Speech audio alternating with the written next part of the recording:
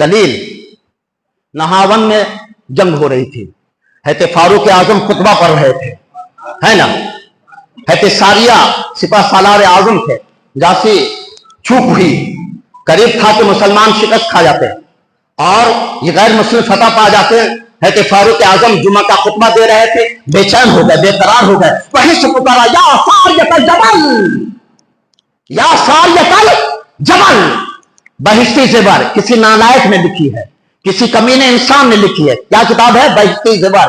فضلہ خور منہ کھانے والا انسان، اس نے یہ کتاب لکھی بہشتی زیور۔ حوالہ میرے ذمہ ہے، غلط ثابت ہو گیا تو جو سزا چاہو مسلم چوک پہ دے دینا، یہ فقیر قادری اس سزا کو بھگتنے کے لیے تیار ہے نہیں؟ بہشتی زیور میں لکھا کہ کسی کو آواز دور سے پکارنا اور یہ سمجھنا کہ اس کو علم ہو گیا ہے یہ کفر شرک ہے۔ اب سیدنا فاروق اعظم نے 300 کلومیٹر دور سے حضرت ساریہ کو پکارا، تو کس نے پکارا؟ اس لیے پکارا تھا کہ ان کو ہم پکار رہے ہیں، وہ سنیں گے، ان کو خبر ہوگی اور پھر جو ہے وہ اپنے محاذ کو سنبھال لیں گے۔ حضرت فاروق اعظم پہ اشرف علی تھانوی نے حملہ کیا ہے، کفر شرک کا فتویٰ لگایا ہے، اور ہمارا کہنا تو یہ ہے امام احمد رضا کی زبان میں کہ دور و نزدیک کے سننے والے وہ کان لال کرام فلاح و سلام، ہے نا؟ تو یہ روح کا جلوہ نہیں تھا، یہ روحانیت کا جلوہ تھا۔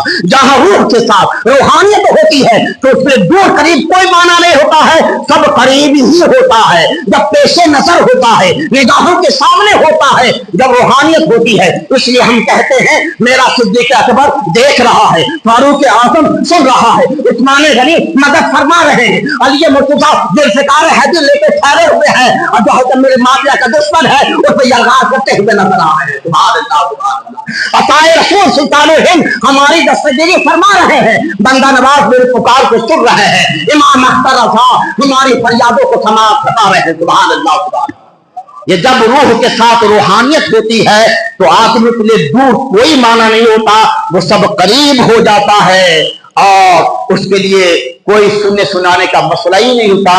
وہ آہستہ بولے تو آواز پہنچتی ہے، زور سے بولے تو آواز پہنچتی ہے۔ سبحان اللہ۔ تو فاروق اعظم کی وہ زبان یہاں سے پکارا، حضرت ساریہ نے وہاں سن لیا۔ سبحان اللہ سبحان اللہ۔ میں اس زبان پہ بھی قربان اور اس کام پہ بھی قربان۔ سبحان اللہ سبحان اللہ۔ اس لیے وہابیوں کے منہ پہ تماچا مارا ہے سیدنا فاروق اعظم نے اور حضرت ساریہ رضی اللہ تبارک تعالی عنہ نے۔ سبحان اللہ۔ تو اسلام کو فتح ہو گئی۔ ہم یہی بتانا چاہتے، روح اور روحانیت، روح کے ساتھ جب روحانیت ہوتی ہے تو وہ حیدرآباد اور یہ بامبے کوئی معنی نہیں رکھتا ہے، زمین پر ہوتا ہے زمین میں دیکھتا ہے، زمین میں ہوتا ہے زمین پر دیکھتا ہے، آسمان پر ہوتا ہے آسمان کے نیچے دیکھتا ہے، آسمان میں ہوتا ہے اعلیٰ علم میں دیکھتا ہے۔ سبحان اللہ۔ تمام دلائل میرے پاس موجود ہے، الحمدللہ ثم الحمدللہ۔ جب جی لگا کر درود پاک پیش کر دیں، اللہم صلی علی سیدنا مولانا محمد ماضی الجود والکرم وآل بارک وسلم صلاۃ و سلام علیک یا سیدی یا سیدنا۔ اچھا ایک بات اور سن لیجیے، اللہ فرماتا ہے ہر نفس کو موت کا ذائقہ چکھنا ہے، چکھنا ہے، سب کو مرنا ہے۔ جو اپنے لیے جیتا ہے وہ مر جاتا ہے، اور جو اللہ اس کے رسول کے لیے جیتا ہے، خدمت خلق کے لیے جیتا ہے، وہ مرنے کے بعد زندہ ہو جاتا ہے۔ سبحان اللہ، ہے نہیں؟ آسی شہید عشق ہوں مردہ نہ جان جو، مر کر ملی ہے زندگی یہ جاویداں مجھے، مر کے ٹوٹا ہے کہیں سلسلہ قید حیات، فرق اتنا ہے کہ زنجیر بدل جاتی ہے۔ تو جو اپنے لیے جیتا ہے وہ مر جاتا ہے، اور جو دوسروں کے لیے جیتا ہے اللہ اسے حیات ابدی عطا فرما دیتا ہے۔ سردار ہمارا اپنے لیے جیتے، ہمارے ماں باپ دادا دادا دادا ماتا وہ یہ مر گئے ہم یاد نہیں کرتے ہیں، اور تاج الشریعہ نے اپنے لیے زندگی نہیں گزاری ہے، رسول اعظم کے لیے زندگی گزاری ہے، ان کے گناہگار امت کے لیے زندگی گزاری ہے۔ تو آج تاج الشریعہ مرنے کے بعد مرے نہیں ہے، زندہ ہے۔ سبحان اللہ۔ آپ کے زباں پہ ان کا نام، میرے زباں پہ آپ ان کے مرید زندہ باد، میں تو ان کا مرید ہوں، پھر بھی زندہ باد زندہ باد۔ سبحان اللہ۔ اس لیے کہ جو کوئی اللہ اس کے رسول کی زندگی بسر کرتا ہے تو اللہ تبارک و تعالیٰ اپنی مخلوق میں اس کی محبت پیدا کروا دیتا ہے۔ اس لیے تاج الشریعہ کل بھی زندہ تھے، آج بھی ہیں، اور اب قبر میں بھی زندہ ہے نا۔ دیکھیے ہوتا کیا ہے کہ جب آدمی مر جاتا ہے، میں وہابی کے مرنے کی بات نہیں کرتا ہوں، وہ تو مر گیا تو مردود فاتحہ نا درود، اور ہم لوگ تو فاتحہ نیاز والے ہیں، سبحان اللہ، ہمیشہ قیامت تک سلسلہ آتا رہے گا جاتا ہے۔ میرے آقا صلی اللہ علیہ وسلم شاہ فرماتے جب مومن میت جب قبر میں جاتی ہے تو گناہ سمیت جاتی ہے، گناہ آلود جاتی ہے، اور جب قبر سے باہر نکلے گی تو گناہ سے پاک صاف ہوگی، سبحان اللہ۔ صحابہ میں سے کسی نے پوچھا یا رسول اللہ وہ کیسے؟ تو میرے آقا فرماتے ہیں اس کے اہل و عیال، اس کے رشتہ دار، اس کے اقارب، ماں باپ وغیرہ دعائیں استغفار کر رہے ہوں گے، مطلب کی دعا کرتے اس کی وجہ سے اس کے گناہ سب کے سب معاف ہو جائیں گے اور قبر سے بالکل صاف ستھرا نکلے گا، سبحان اللہ۔ تو ہم زندہ ہوں گے تبھی تو نکلیں گے جب وہابی ہوگا، جب مر کر مٹی میں مل گیا ہوگا۔ ہمارا نبی بھی زندہ ہے، میرے نبی کا غلام بھی زندہ ہے، سبحان اللہ۔ ہم مٹی میں ملنے والے نہیں ہیں، ہم دشمن کو مٹی میں ملانے والے ہیں، ہے نہیں؟ ہم دشمن کو مٹی میں ملانے والے ہیں، ہم زمین پر ہیں تو زندہ ہیں، زمین میں رہیں گے تو زندہ رہیں گے۔ اس لیے کہ میرے آقا صلی اللہ علیہ وسلم نے ہماری زندگی کی بشارت عطا فرمائی۔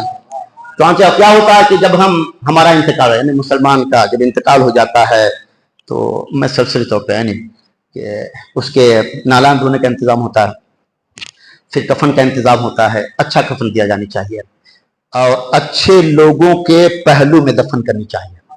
میرے مصطفیٰ نے فرمایا میت کو اچھے پڑوسیوں کے ساتھ، لوگوں نے پوچھا اس سے کیا ہوتا ہے؟ تو کہا جس طرح زندہ کو برے پڑوسی سے تکلیف پہنچتی ہے، میت کو بھی برے پڑوسی سے تکلیف پہنچتی ہے۔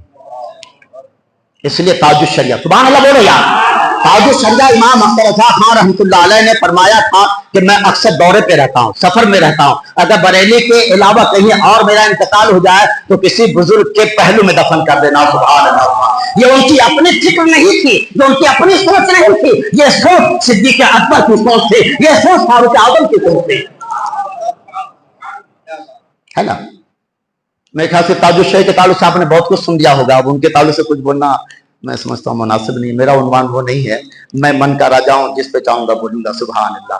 جو بولوں گا اچھا کروں گا، اچھا بولنے کی کوشش کروں گا، بس میں نہیں بول رہا ہوں، میرے رب کا فضل ہے اور ان کے نیک بندوں کی عنایتیں ہیں، سبحان اللہ سبحان اللہ۔ تو کیا ہوتا ہے کہ میت کو جب دفن کرتے ہیں نا، وہ ان لوگوں کو مار پھر کے برابر کر دیتے ہیں، ان لوگوں کو، ہم لوگوں کو مارا پیٹا نہیں جاتا ہے بلکہ شان سے نکلتے ہیں، سبحان اللہ۔ پیدل نہیں نکلیں گے، تمہارے کاندھے پہ چلیں گے، سبحان اللہ۔ پرانا کپڑا پہن کے نہیں جائیں، نیا کپڑا پہن کے جائیں گے، سبحان اللہ سبحان اللہ۔ بغیر سرما کے نہیں جائیں، سرما پہن کر کے جائیں گے، بغیر خوشبو کے نہیں جائیں، خوشبو لگا کے جائیں گے، سبحان اللہ۔ تمہارے کاندھے پر سوار ہو کے جائیں گے، سبحان اللہ، اور یہی قبر میں نہیں اتریں گے، رسول اللہ کا نام لے کے قبر میں اتارا جائے گا، سبحان اللہ سبحان اللہ۔ وہ اس لیے کیا جاتا ہے کہ جانے والا عام جگہوں پہ نہیں جا رہا ہے، یہ جانے والا غلام مصطفیٰ دیدار مصطفیٰ کے لیے جا رہا ہے۔ نکیرین کرتے ہیں تعظیم میری، نکیرین کرتے ہیں تعظیم میری، فدا ہو کے تجھ پہ یہ عزت میری ہے۔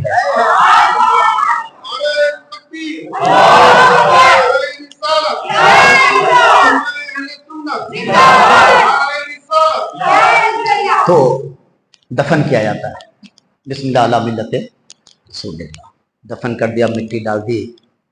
سرکار فرماتے ہیں جو شروع سے آخر تک رہا، یعنی جنازہ تیار ہونے سے دفن ہونے تک رہا، اس کو 3 قیرات ثواب عطا کیا جائے گا، سبحان اللہ۔